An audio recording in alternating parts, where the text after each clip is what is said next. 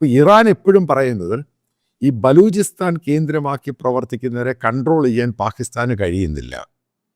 ഇനി നമുക്ക് ഇന്ത്യയുടെ റോൾ എന്താണെന്ന് നോക്കാം. നേരത്തെ ഇന്ത്യ ഇവരെ സഹായിച്ചിരുന്നു.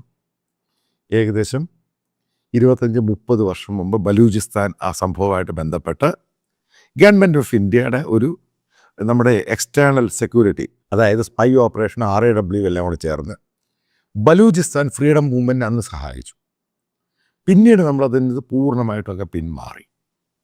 ഈ പിന്മാറിയ സമയത്താണ് നമ്മൾ ആലോചിക്കേണ്ട ഒരു പ്രധാന പോയിൻ്റ് ഉണ്ട്. ഈ പാകിസ്ഥാൻ ഈ ആസാദ് കാശ്മീർ കയറി, അതായത് ഇന്ത്യൻ കാശ്മീരിൽ കയറി അടി തുടങ്ങിയത്. കാരണം ഒരു സന്ദർഭത്തിൽ, കാരണം കാശ്മീരിൽ സ്ഥിരം പോകുന്ന ഒരാളായതുകൊണ്ട് എനിക്കറിയാവുന്നതാണ്, ഒരു സന്ദർഭത്തിൽ കാശ്മീർ നമ്മുടെ കയ്യിൽ നിന്നും പോകുമെന്ന് വരെ സ്ഥിതിയുണ്ടായി. ആ രീതിയിലാണ് പാകിസ്ഥാൻ വെപ്പൺസും പണവും ഈ തീവ്രവാദികളെ സഹായിച്ച് അവിടെ ആക്രമണം നടത്തിയത്. സിവിലിയൻസിനെ, അവിടെയുള്ള ഹിന്ദുക്കളെയും മറ്റുള്ളവരെയും മുഴുവൻ ഓടിച്ചുള്ള ക്രിസ്ത്യൻ പള്ളികളും എല്ലാം കത്തിച്ചു ദൂരെ കളഞ്ഞു. അതിൻ്റെ ISIS എന്ന് പറഞ്ഞ ഇസ്ലാമിക് ടെറർ ഗ്രൂപ്പ് അതിൻ്റെ അകത്ത് കയറി വരുന്നു.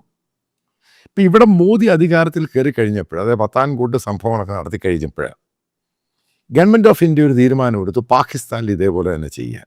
അതായത് റിട്ടാലിയേഷൻ, ടിറ്റ് ഫോർ ടാറ്റ്. ഇവിടെ ചെയ്യുവാണെങ്കിൽ തിരിച്ചവിടെ ചെയ്യാം.